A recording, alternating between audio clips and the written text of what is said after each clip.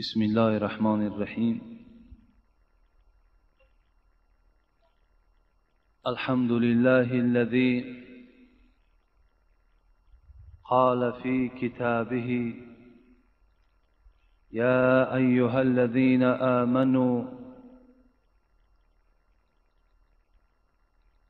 أطيعوا الله ورسوله ولا تكونوا كالذين قالوا سمعنا وهم لا يسمعون. والصلاة والسلام على رسوله قال في كتابه صلوا كما رأيتموني أصلي. السلام عليكم ورحمة الله وبركاته. اولا قدم هر یک پدران و برادرانی که به این مسجد زدن خیر و مقدم میگویم و همه شما را به این روز بندگی خدا، به این روز جمعه تبریک و تهنیت میگویم. و پیش از آنی که با همراهی شما در آغاز این صحبت دعا کنم، اولا میخواهم دعا را از تعلیماتی که رسول اکرم به عباس فرزند عبدالمطلب دادن از دعای اون حضرت شروع کنم. عن ابي الفضل عباس ابن عبدالمطلب رضي الله عنه قال قلت يا رسول الله علمني شيئا أسأله الله تعالى قال صلى الله العافية. عباس فرزند عبدالمطلب میگوید بار نزد حبیب خدا رفتم، نزد این سرور کائنات رفتم، نزد این بهترین موجودات و مخلوقات رفتم و گفتم ای حبیب خدا برای من یک دعای تعلیم کن تا که دعا کنم و این دعای من پسند پروردگار آید. چی دعا هست؟ رسول اکرم گفتند از پروردگار عافیت طلب کن. فمکثت ایاما. عباس میگوید از بین چند روز گذشت. ثم جئت الى رسول الله صلی الله علیه و سلم. باز نزد پیغمبر آمدم. فقلت یا رسول الله علمني شيئا اسأله الله تعالى قال لي يا عباس يا عم رسول الله صلى الله عليه وسلم صلى الله العافية في الدنيا والآخرة. از بین چند روز هم که گذشت عباس میگوید خواستم که باز یک تعلیمی نو گیرم. گفتم ای پیغمبری خدا برای من یک دعای تعلیم کن تا که از پروردگار همون دعا را سوال کنم. رسول اکرم گفتند ای عباس ای عمکی پیغمبری خدا. عباس این عمکی پیغمبر بودند.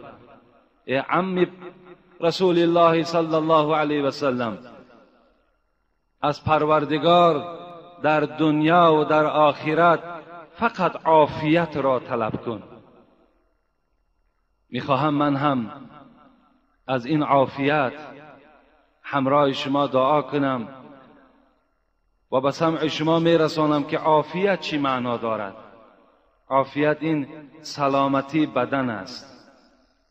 از هر گونه مریضهایی که در بدن ما پیدا می شود پیشگیری و یا پیغمبر خدا به عافیت گفتند و خدا برای سلامتی بدنتان دعا کنید. و دیگر معنای عافیت این است که عفو گناه بنده در دنیا و در آخرت معنا دارد. از این خاطر به حرمت این تعلیم پیغمبر خدا از برای عم خود عباس دستی به دعا می برداریم که خدای مهربان سلامتی این قوم و جمع ما را تا دم آخر خدایا نگه بداریم و خدایا از هر گونه بیماری ها این جمعیت ما را خدایا محافظت بکنیم و خدایا این بندگانی که در خانه تو نشستند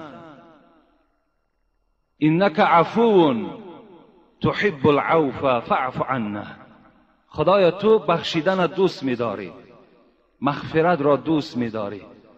ما بندگان آلوده عصیان هستیم، آلوده گناه هستیم. خدایا با این صفت خود جمیع گناه‌های ما را عفو بگردان، مغفرت بگردان و خدایا بدنهای ما را به سوی گناه کردن جسور مگردان و خدای مهربان به سوی گناه کردن در جسدهای ما را صابر بگردان تا که به گناه مبتلا نگردیم.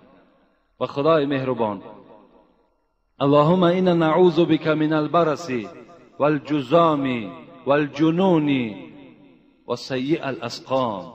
خدایا از کسلی که پیغمبر دعا کردند، از کسل سفید شدن پوست، از دیوانه شدن، از هر گونه زخم‌هایی که در بدن می‌براید، رسول اکرم پناه طلب کردند. ما هم به سوی تو ای ذات پاک پناه طلب می‌کنیم از جمیع این بیماری‌هایی که الحال ذکر شد. و خدایا گذشتگان ما را رحمت و مغفرت بگردانی، بیماری‌های این قوم و جمع ما را شفای کامل و شفای عاجل نصیب بگردانی. و خدای مهربان مسافرهای این جمعیت ما را صحت و سلامت به خاندان برسانی و محبت این مردم تاجیکستان را نسبت ذات خودت، نسبت پیغمبرت، نسبت قرآن و اسلامت خدایا باز هم زیادتر بگردانی و سروران این حکومت جمهوری ما را خدای مهربان توفیقشان رفیق بگردانی، برای اهدنا الصراط المستقیم هدایتشان کنی و عمرشان دراز و جمیع عملهای نیکشان خدای مهربان برآورده بگردانی. آمین یا رب العالمین. خداوند مغفرت کند اون برادرانی که از راههای دور به این مسجد ما و شما حاضر می شوند. حتی بعضی از برادرانی که من سحر یک برای نظارت تازگی این مسجد ساعت 8 این مسجد می آیم، بعضی برادرها از ساعت 8 همینجا نشستگی هستند. خدای مهربان قدمهای اونها را قدمهای مبارک بگرداند و خداوند در هر قدمشان گناهاشون خدای مهربان مغفرت بگرداند. آمین یا رب العالمین.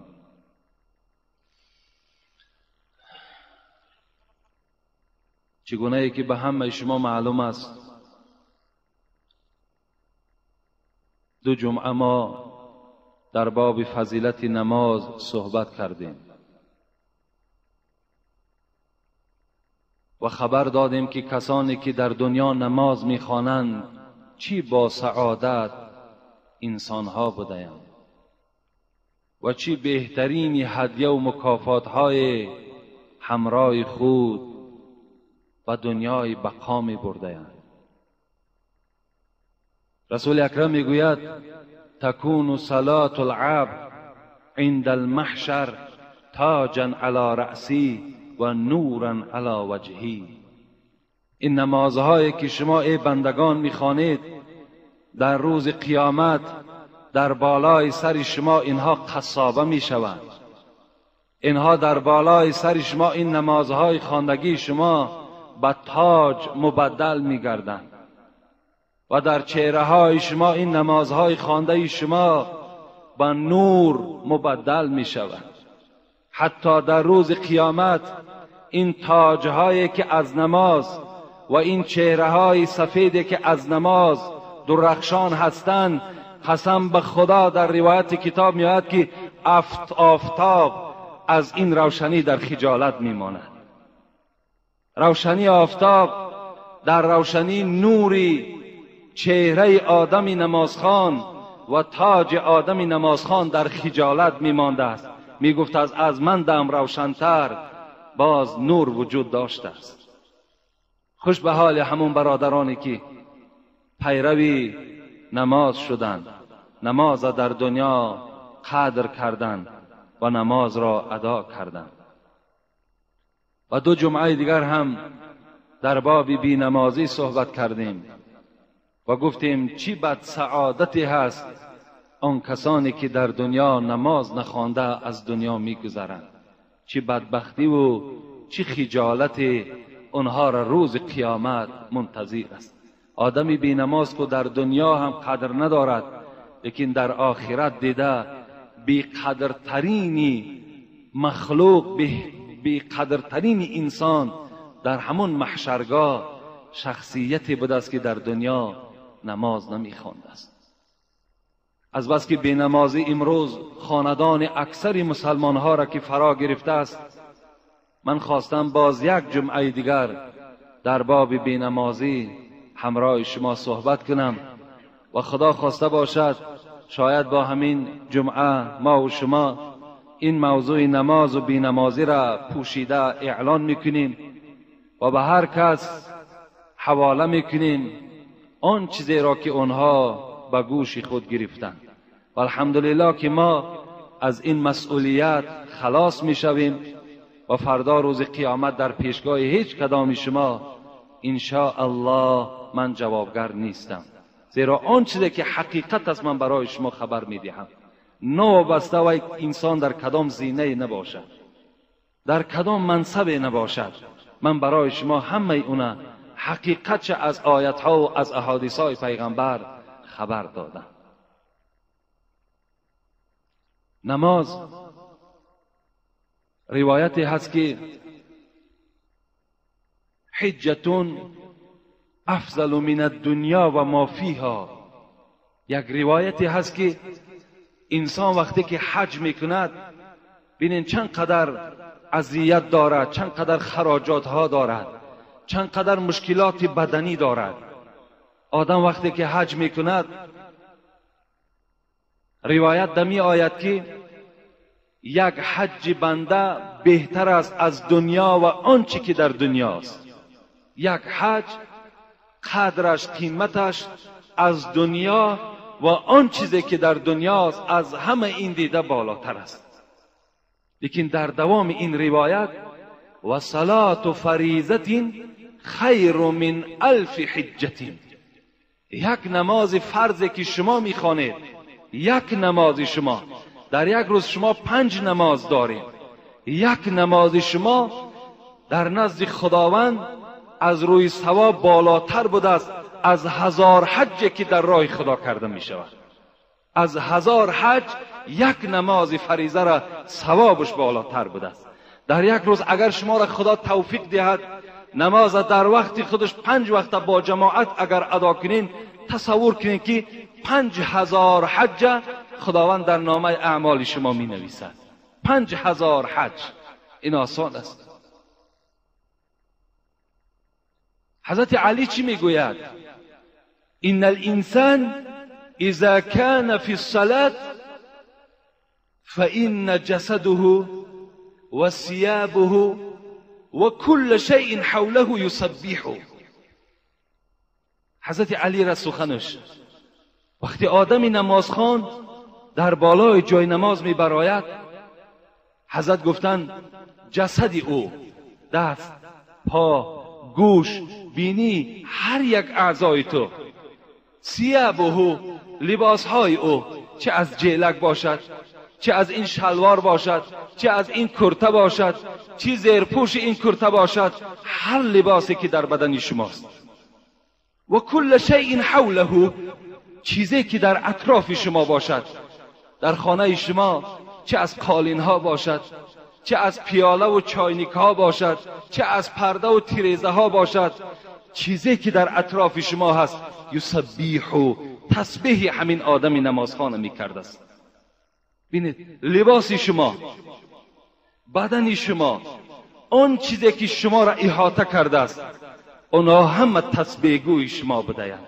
وقتی شما را بالای جای نماز میبینند این اشیاها حتی که خرسند میشدند، میگفتند اللهم ارحمه اللهم اغفر له. همون لباس ما میگفته است پروردگارا این بنده ای که بالای جای نماز برآمده است خدای مغفرتش کن. آن چیزی که در اطراف ما هست اونها میگفتند پروردگارا به این بنده خود رحم کن، زیرا که این بالای جای نماز میبراید و میگوید الله اکبر سبحان ربی الاعلا و ذاتت را یاد میکند. خوش به حال آن برادرانی که، خوش به حال آن خواهرانی که، خوش به حال آن مادرانی که نماز میخوانند. همه اشیای خانه تسبیح میگوید، همه لباس او تسبیح او را میگوید، جسد او وجود او بر او لعنت نمیگوید، بلکه چی میگوید؟ خدا رحمتش کن، خدا مغفرتش کن. چی دعای مبارک است. حضرت سعد ابن معاذ که یکی از صحابه های خیلی گرامی هست، یک حدیث روایت میکند. پیش از حدیثی که وی روایت میکند من سعد ابن معاذ به شما شناس کنم. سعد ابن معاذ که پیغمبر خدا میگوید وقتی جان به حق تسلیم کرد عرش پروردگار جنبید. گفتند ای رسول اکرم چرا عرش جنبید؟ گفت از آمدن روح معاذ عرش خرسندی دارد. از صعود، از برآمدن جان معاذ به سوی آسمان عرش پروردگار خرسندی کرده است. چی مبارک روح نزد من می آید. باری میگوید و پیغمبر خدا یک کرته تحفه کردند. همین معاذ بی نهایت ملایم بود. اصحاب میگوید با دست خوب میخپیدند، تعجب میکردند این چی گزوار قیمتی بوده است که با پیغمبر خدا هدیه کردند. رسول اکرم گفتند لمنادل سعد ابن معاذ فی الجنه احسن من هذا. اصحاب گفتند با خبر باشین که یک روی مالچه سعد ابن معاذ که خداوند در جنت به معاذ تسلیم میکند از دنیا و آنچه در دنیا هست بهتر است. یک روی مالچه سعد.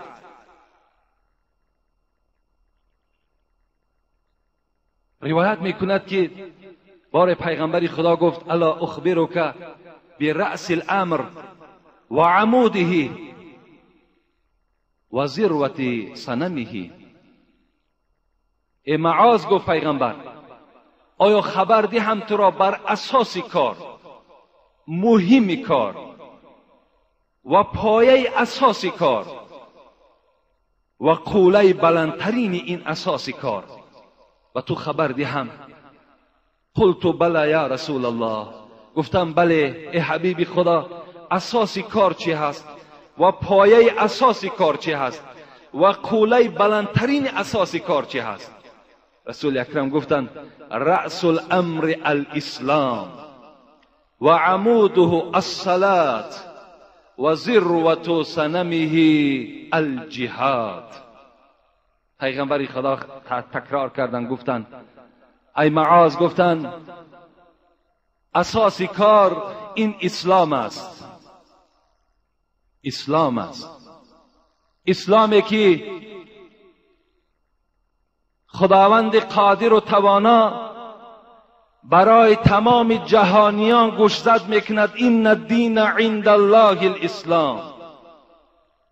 دینی که در نزد من پذیرفته می شود، دینی که پیروان خودش را در دنیا و در قیامت عزت می بخشد، دینی که قدر آدم در نزد من بلند می سازد، این اسلام است. یگانه دینی که در نزد خدا نجات دارد این دین اسلام است. اکملت لکم دینکم و اتممت علیکم نعمتی و رضیت لکم الاسلام دینا. خدا میگوید من از بنده خود در حالت راضی میشوم که اگر پیرو دین اسلام باشد.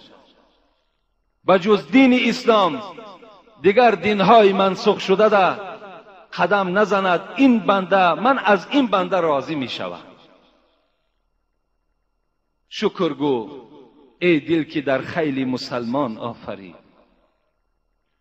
و ما و شما مردم، حضرت مولوی خطاب میکند، ای مردم میگوید شکر گوین که در خیلی مسلمان آفرید، عارفی خود کرده هم با نور ایمان آفرید.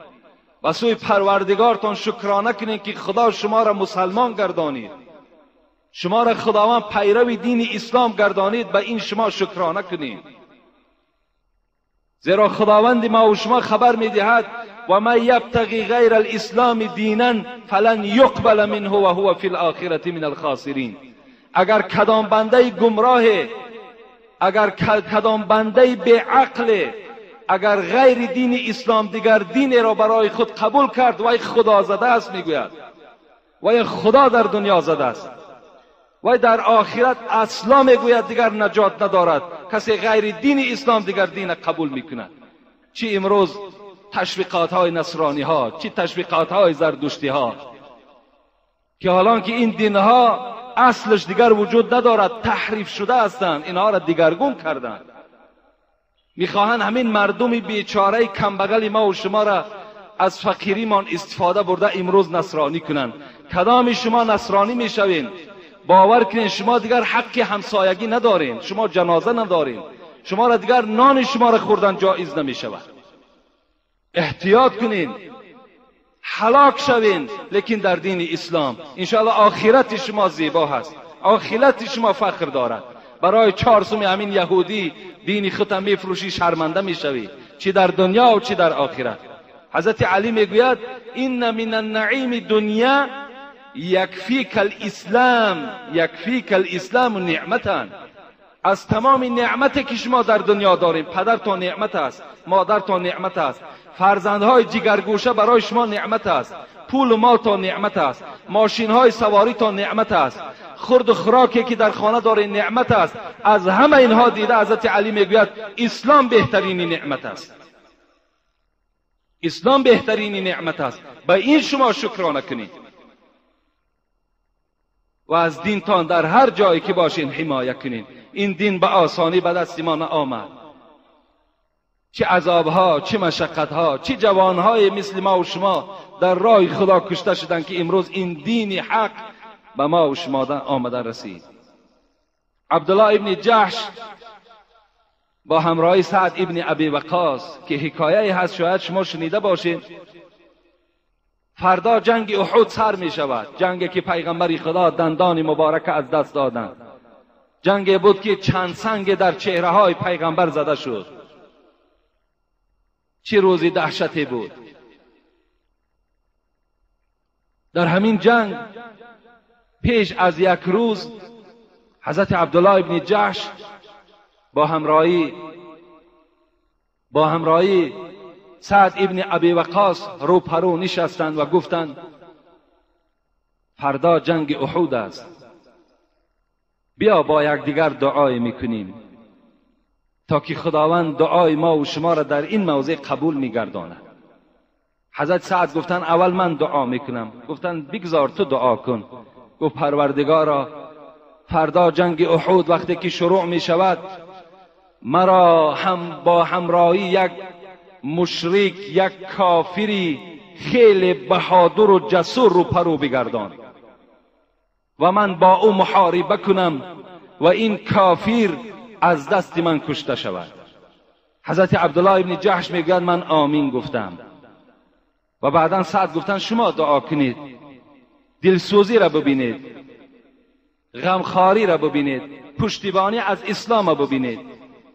عبدالله چی دعا کردن؟ پروردگارا من هم میخواهم که فردا با یکی از جسوران و دلیران این کافرهای عرب روپرو شوم، با او محاربه کنم و از دست این کافر کشته شوم و در نزد درگاه تو شهید اعلان کرده شوم و بعد شهیدی این کافر گوش و بینی مرا ببرد و روز قیامت با این گوش و با این بینی بریده من از جای خود خیزم و تو ذات پاک پرسان کری ای سعد این گوش و بینی تو کجا شد؟ و باز خودت ای ذات پاک جواب گردانی که این گوش و بینی تو در راه خدا بریده شد، وارد جنت شو. این دعا را کردن، آمین گفتند. فردا جنگ احد شروع شد. حضرت سعد میگوید من به دعای خود نائل شدم، یکی از کافران خیلی برجسته مشرکان عرب کشتم. لیکن وقتی بیگاه شد، ما مسلمان ها را از بین مشرکان جدا میکردیم. به ناگاه میگه جسد عبدالله ابن جحش را نگاه کردم که بنی ایشان بریده شده است، گوشهای ایشان بریده شده است. و به سوی پروردگار آبی چشم کردم و گفتم که دعای عبدالله ابن سعد در نزد پروردگار قبول شد. عبدالله ابن جحش چی جانسوزی ها کردند، چی تمناها کردند. آیا برای عبدالله زندگی لازم نبود؟ آیا عبدالله خانه و در و فرزند نداشت؟ داشت، لیکن پشتیبانی از اسلام میکردند. ما و شما باید در هر حلقه می نشینیم پشتیبانی از اسلام کنیم، پشتیبانی از پیغمبر کنیم، پشتیبانی از آیاتهای قرآن کنیم. نگذاریم که این بدبختای ما و شما اسلام ما و شما را سنگ زنند، اسلام ما و شما را تحقیر کنند. این گوشهایی که تحقیر اسلام میشنود، این گوشها سرب ریخته میشود اگر ما و شما طاقت کنیم و گوش کنیم. عمر ابن جموح خدا رحمتشان کند، موی سفید بودند، باز پایشان لنگ بودند. وقتی فردا جنگ احد شروع می شد، حضرت 4 فرزندی خود آورده در دست پیغمبر دادن، گفتند اینها در پهلوی شما باشد تا که اسلام قرآن دفاع کنند. وقتی خانه آمد خود طاقت نکرد، گفت من هم باید که در این محاربه باشم. کجا فرزندی من جنت رود و من در پهلوی کمپیر خود خواب کنم؟ از جای خود خیست و رفت. پیغمبر خدا گفت شما معذور هستین ای جموح، بگذار اگر شما در خانه هم که باشین گناهگار نمیشین، زیر پای شما لنگ است. حضرت گفتند من نمیخواهم که فرزندهای من جنت روند و من در خانه باشم. میگوید از خانه برآمدن گفت اللهم لا تردنی الی اهلی، پروردگارا من به سوی تو دعا میکنم که رفتنم شود و آمدنم نشود. خدای مهربان مرا در همین میدان محاربه شهید کن تا که من وارد جنت شوم. وقتی حضرت میگوید در محاربه اشتراک کردن، بعد محاربه که کشته شدن با همراه فرزندهای خود، این مادری دلیر آمده فرزندهای خود همراه میگد این شوهر بالای اشتر بار کرد و خواست به سوی مدینه اشتر را بیارد. اشتر نمی آمد، هرچند که میکشید اشتر نمی آمد، در زمین خواب کرد. نزد پیغمبر خدا شکایت کرد، گفت آیا شوهری تو یگان دعای کرده بود؟ گفت بله دعا کرده بود که پروردگارا مرا رفتنم شود و بازگشتم نشود. گفت دعای او در نزد خدا قبول شده است، در همین میدان احد وی را دفن کن. این چگونه پشتیبانی های کردن. رسول اکرم گفتند اساس کار این اسلام است و عمودی و پایه این اساس کار این نماز است. پایه اساسی که اسلام از او بنا می شود این نماز است. و ذروة سنمه الجهاد، و قوله های بلند این اسلام رسول اکرم گفتند این جهاد است. نمازم یکی از عبادت های خیلی مهمی بود است که رسول اکرم در اساس کار پایش نماز ذکر کرد. باید ما و شما از نماز هیچگاه باید که دور نباشیم، باید دائم با نماز باشیم تا که این اساس کار ما و شما در نزد پروردگار ما و شما ظاهر گردد. من 2 جمعه پیش برای شما قول امام ها را یادآوری کرده بودم که 4 امام، امام اعظم ابو حنیفه رحمت الله علیه، امام مالک، امام شافعی، امام احمد حنبل، هر 4 امام ها اتفاق بر این بودند که شخص بی نماز کافر است. و برای شما گفته بودم که این حضرت ها از آسمان نگفتند بلکه دلیل های داشتند. میخواهم برای شما کمی از دلیل های اونها را برای حکم تکفیر دادن آدمی بی نماز بیان کنم. میرسیم به سوره توبه. اعوذ بالله من الشیطان الرجیم. فإن طاب اقاموا الصلاة و آتوا الزکاة فاخوانکم فی الدین. خداوند گفته بوده است کدام شخصی که اگر در دنیا نماز میخواند، اگر مالدار باشد، زکات میدهد، وی برادر دینی شما هست. این عکسش اگر گردانیم، شخصی که نماز نمیخواند، شخصی مالداری که زکات نمیدهد،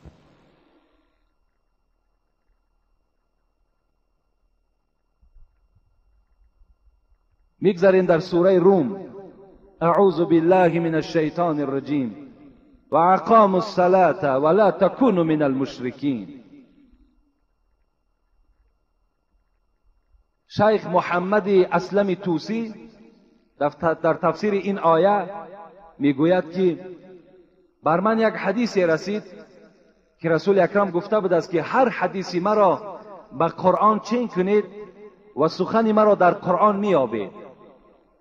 من تمام احادیث های پیغمبر خدا را به قرآن چین کردم، در قرآن یافتم، مگر یک حدیث مرا 30 سال در تشویش افتادم. 30 سال یک حدیث را در قرآن من جستجو کردم.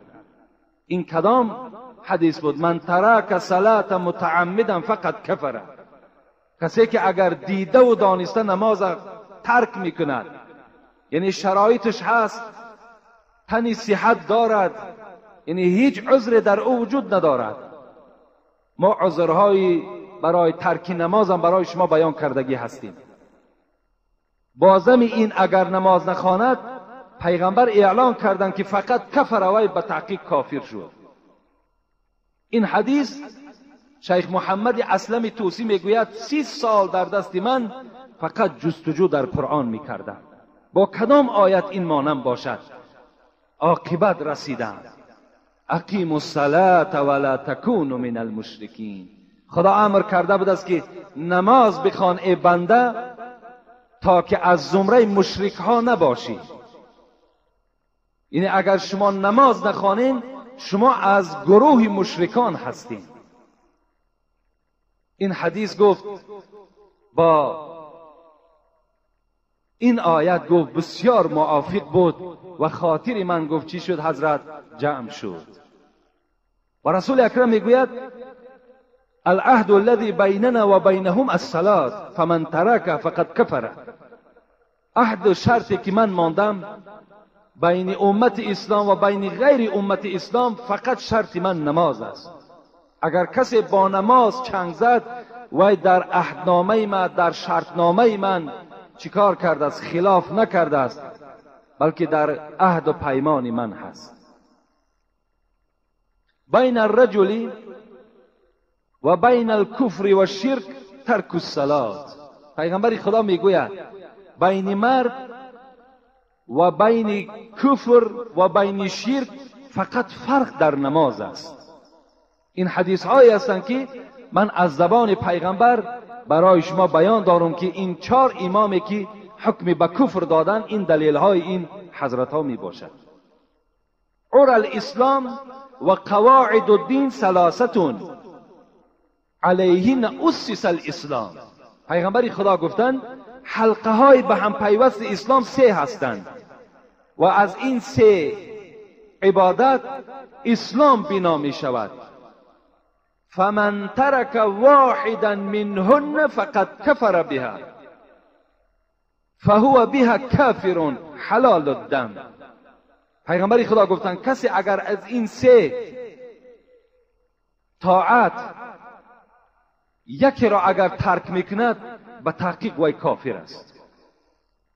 اینا چی هستند؟ شهادت ان لا اله الا الله و صلاة المکتوبه و صوم رمضان. یکم شهادت است لا اله الا الله.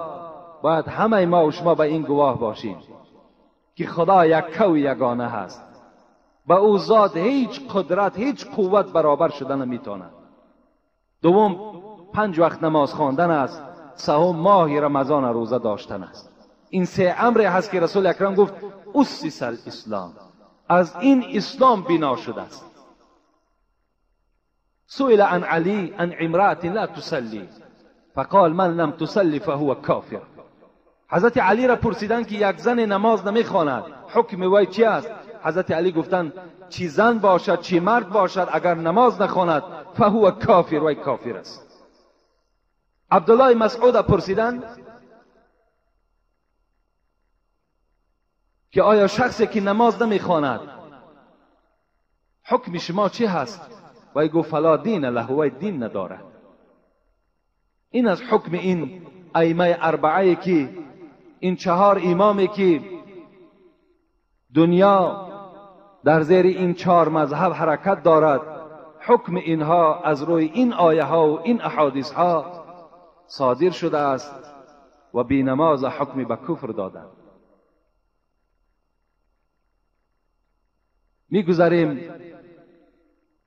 در تحلیل یک آیت دیگر.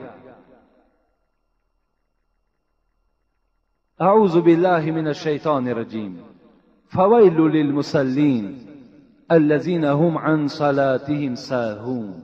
صدق الله العظیم.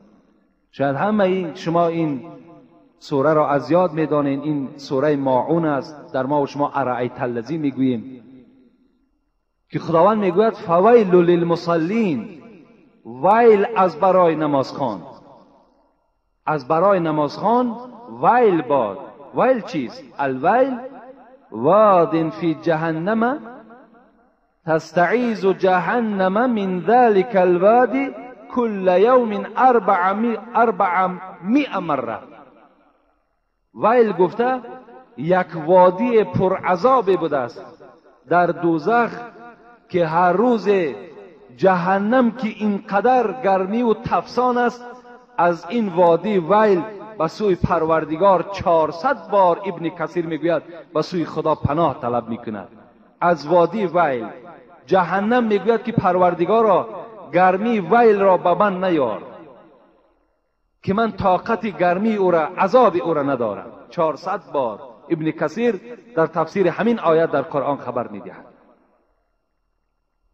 همین ویل برای کی هست؟ برای آدمی بینماز نیست. برای کی هست؟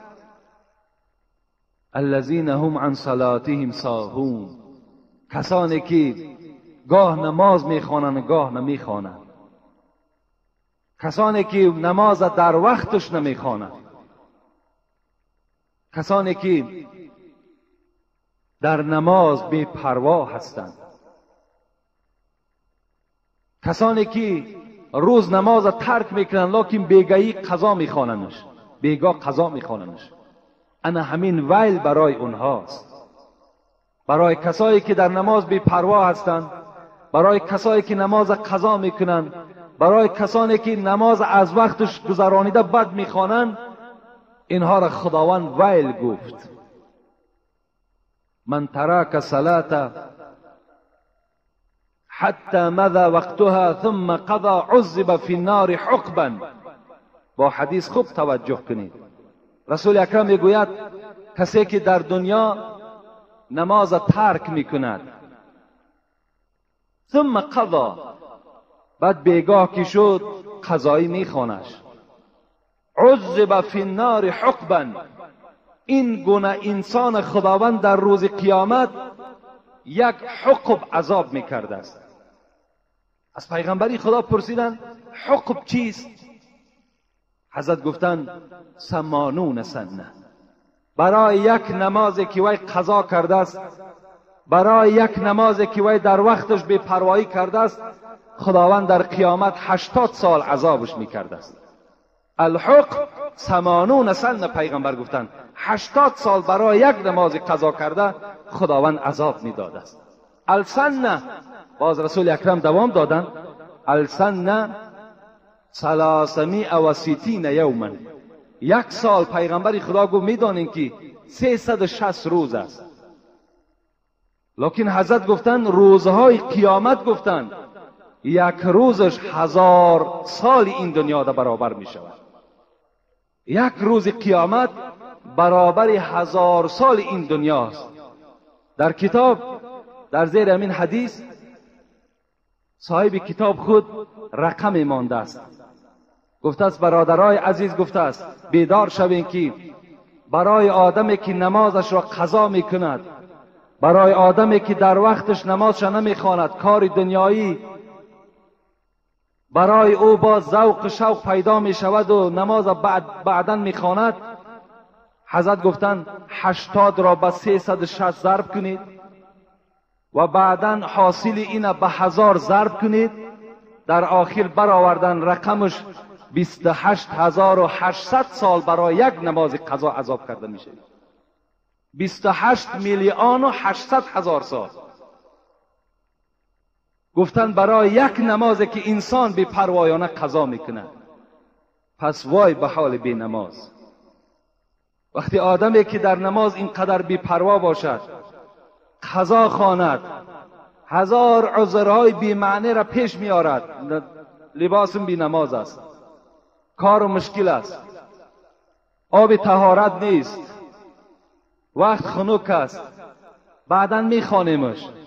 وقتی که اینقدر سالی دراز برای عذاب باشد، پس وای به آدمی که در دنیا بی نماز از دنیا میگذرد، وای به حالش. چه عذابی سخت دردناک برای او منتظر است. البته آگاه باشین که هر چیزی که در دنیا شما کاری دید، حاصل وی در قیامت همون گونه میبردارین. حضرت لقمان حکایه میکنن که بار مولاش گفت که لقمان گفت امسال گفت برای من جو بکار، جو.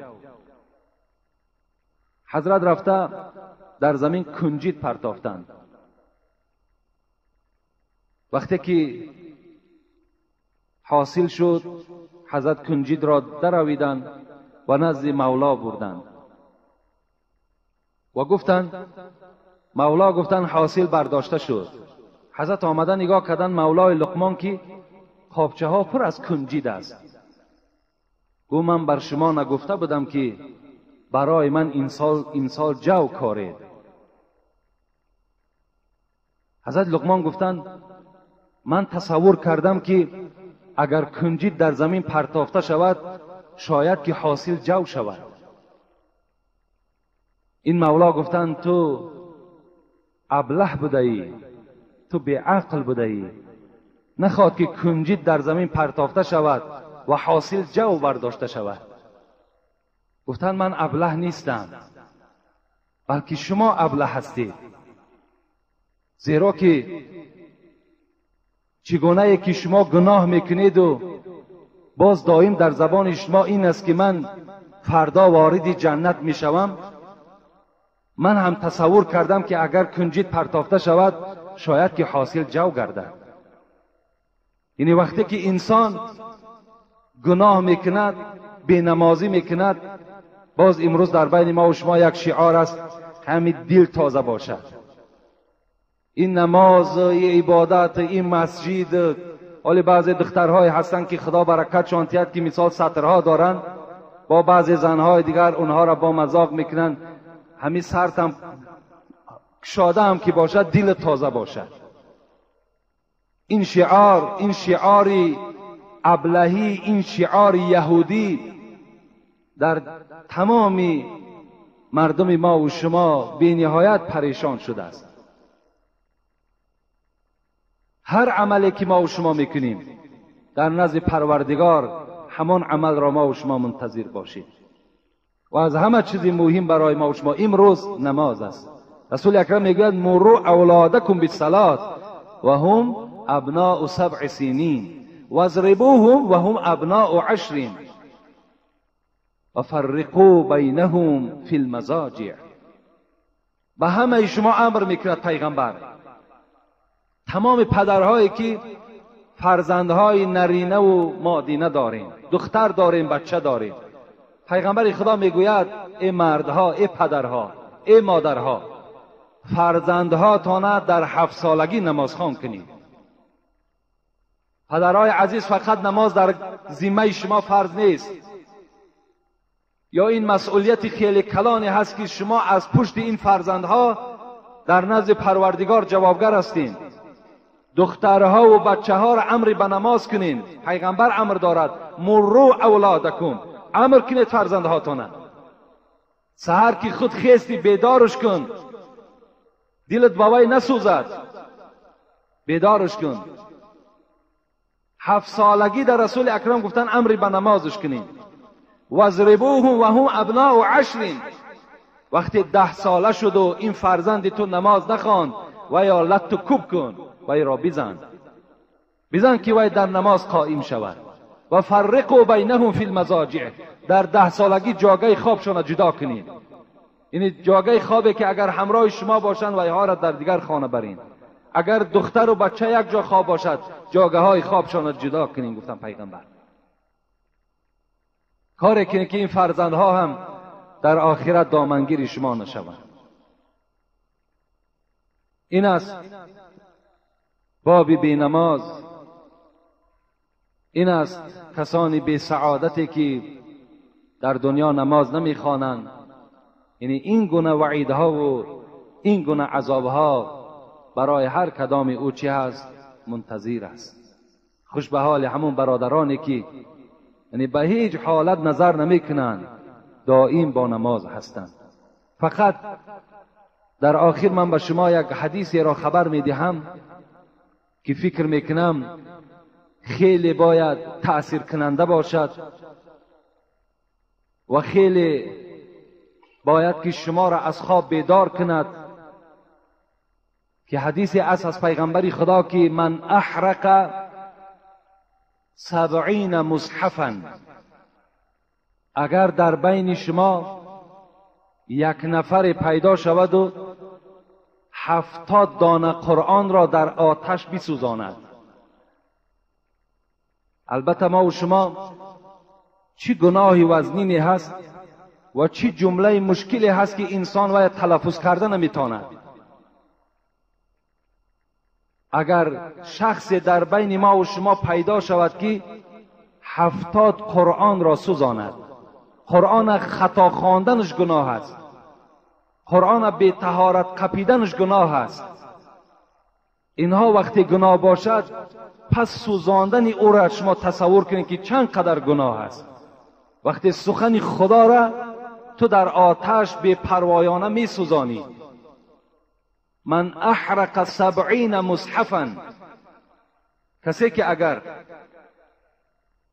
70 قرآن را در آتش بسوزاند و قتل 70 نبیا، اگر کسی که بعد این 70 دانه قرآن سوزاندن باز قرار نگرفت و 70 پیغمبر را به دست خودش قتل کرد. ببینید، یک آدم قتل کردن، و من یقتل مؤمنا متعمدا فجزاؤه جهنم خالدا فیها غضب الله علیه ولعنه و اعد له عذابا عظیما. خدا در سوره نساء میگوید اگر یک تای شما یک برادر مؤمن قتل میکنین، خداوند میگوید که این قاتل، این آدم کشه، خالدا فیها، من در دوزخ مخلد میگذارمش، میسته ابدی در عذاب دوزخ گرفتار میشود. ولعنه، من لعنت خودم به این قاتل میرسانم و غضب خودم را بالای این قاتل میرسانم. و برای آمدن این قاتل در دوزخ چه عذابهای گوناگون منتظر هست. یک آدم مؤمن وقتی که یک نفر میکشد، این گناه را تصور کنید که 70 قرآن سوزانید، بعد سوزاندن 70 قرآن باز چکار کرد؟ 70 پیغمبر دیگر را قتل کرد. و زنا مع امه 70 مرات. چه گناه های وزنین، چه جمله های وزنین. 70 قرآن سوزانیده شد، 70 پیغمبر کشته شد از دست یک نفر. و باز این نفر 70 بار دیگر اگر با مادر خود خانه‌داری کند، 70 بار دیگر میگوید با مادر خود خانه‌داری کند. در دوام چی گفتند پیغمبر خدا؟ و افتز بکرا و افتز 70 بکرا به طریق الزنا. 70 دختر دیگر را با طریق زنا و اونها چیکار کرد؟ همخوابه شد. 4 گناهی که اینها را تلفظش مشکل است. گناه اینها دیگر حساب ندارد. 70 قرآن سوزاندن، 70 پیغمبر را قتل کردن، 70 بار با مادر خود زنا کردن، 70 دختر جوان بکاره چدر کردن. اقرب الى رحمت الله ممن ترک الصلاة. انا همین آدم به سوی رحمت پروردگار نزدیکتر است از آدم بی نماز دیده. انا همین آدم به سوی پروردگار بر رحمتش نزدیکتر است از شخصی که نماز نمیخواند. تصور کنین گناه را ببینیم. 70 قرآن میسوزانی، 70 پیغمبر قتل میکنی، 70 بار مادر خود قتل زنا میکنی، 70 دختر قتل زنا میکنی، باز بر رحمت پروردگار تو نزدیکتر بود است از شخصی که نماز نمیخواند. از این دیگر گناه مشکل برای آدم بی نماز نیست. اگر کسی که بی نماز است و این صدای ما را میشنود و اگر این سخن پیغمبر برای وی تأثیر بخش باشد، باید که برای گناههای پیشینه خود گریه کند، برای گناههای پیشینه خود غمگین شود و در حال تعلیم نماز گرفته نماز ادا کند. این حالت در بندگی او در نزد پروردگار ظاهر می شود. این است موضوعی که ما و شما در باب این 3 نماز با شما، 3 جمعه با شما صحبت کردم. الحمدلله ان شاء الله باوری کامل هم دارم که یک دیگرگونی در عائله های ما و شما پیدا می شود و فرزندک های همه ما و شما ان شاء الله، چه دخترهامان چه بچه هامان، همش نمازخوان می شوند و واسه پروردگار ان شاء الله دست می بردارن، دعا میکنن و دعای اونها هم عبادت اونها هم تصور کنین که همگی در نامه اعمال پدر و مادر ثوابش نویسانده می شود. الدال کالفاعلی، دلالت کننده هم مثل کننده هست. برادرای عزیز، شما اگر همسایه های بی نماز هم که داشته باشین، اونها را هم دعوتی بر نماز کنین. در ذمه هر کدام شما مسئول هستین که باید حتی همسایه های بی نماز خود چیکار کنین؟ دعوتی بر نماز کنین، اونها را به نماز دعوت کنین. انشاءالله در هر یک عبادت اونها شما در نزد خداوند ثواب میگیرید. و آخر دعوانا ان الحمد لله رب العالمین. سلموا على یهود و النصارى ولا تسلموا على یهود من امتی. این حدیث هم خیلی وعید هست. پیغمبر خدا میگوید سلام کنید ای امت من بر همین یهودی ها و نصرانی هایی که دشمن اسلام هستند، دشمن قرآن هستند، و اونها سلام دیهید، لکن بر یهودی ها و نصرانی های امت من سلام ندهید. قیل یا رسول الله من الیهود من امتی. ای پیغمبر خدا، آیا در امت تو هم یهودی و نصرانی وجود دارد؟ رسول اکرم گفتن بله. گفتند در امت ما هم یهودی ها و نصرانی ها وجود دارد. قیل من هو یا رسول الله. گفته شد ای پیغمبر اون یهودی کی هست؟ اون نصرانی کی هست؟ قال تارک الصلاة، کسی که در دنیا بی نماز باشد. و یا رسول اکرم یهودی و نصرانی خواندند، حتی دعا کردن اللهم لا تدع لنا شقیا محروما. پروردگارا گفت در بین ما از امت من مگردان منافق و بدبخت، محروم از درگاه پروردگار کسی را نگردان. قال اتدرون من شقی المحروم، ای اصحاب من میدونین که کی هست بدبخت، کی هست از رحمت پروردگار ناامید؟ گفتن کی هست ای پیغمبر؟ گفت تارک الصلات، آدم بینماز از رحمت پروردگار دور است. آدم بینماز پیغمبر شقی خواندن، بدبخت خواندن. برادر اکای سیولی 20 سامانی برای همین تعمیر مناره دادن و گفتن در حق ما دعا کنیم.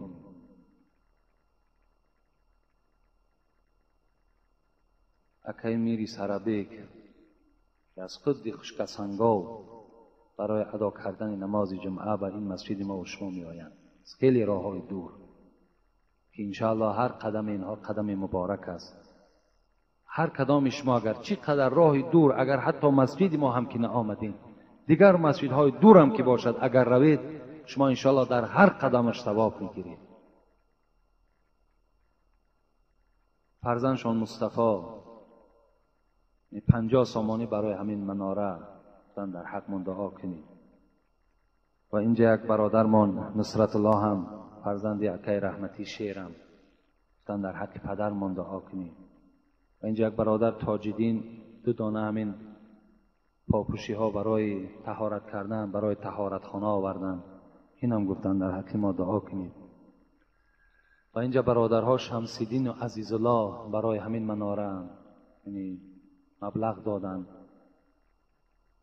و برای اعلان کرده بودیم جمعه پیشین که برای سال خانیش که آغاز می شود، برای همون کودک هایی که مکتب می روند، هر کدام شما دسترس باشین اقلا یک کودک را از سر و لباس تأمین کنید. انشاءالله این هم صدقه می شود، شما در نزد خدا ثوابی خیلی زیاد می گیرید. اینجا برادرها زیدالله و حاکم و حاجی دولت بختیار، حاجی تلبیشا، حاجی خالو، حاجی طاهر، بازار علی اکای نورالله، یعنی طلبک فرزند اکای حاجی ابرار، اینجا یک مبلغی گذرانیدن که ما قریب 15 تا 18 خانه همین محله را کودکاش از لباس ها تامین کردن، چه از سمکه و چه از کتاب و دفتر و انشاءالله این یکم یاردم این مسجد ما نیست، چندین یاردم ها از این مسجد به این محله میشد که از همون مبلغ هایی که شما در همین صندوق های خیریه میپرتوین، اینها هم شما هم شریک هستید که اینها در همین گرسنه ها، مثال در آدم های فقیر بیچاره وقتی که صرف کرده می شود، انشاءالله شما هم در این کار ثواب شریک هستین. و البته این چند خانه از این در سال اولی خانیش از لباس تأمین شدند و انشاءالله باز در آینده نیت هست که باز روزی 9 سپتامبر روزی وحدت است.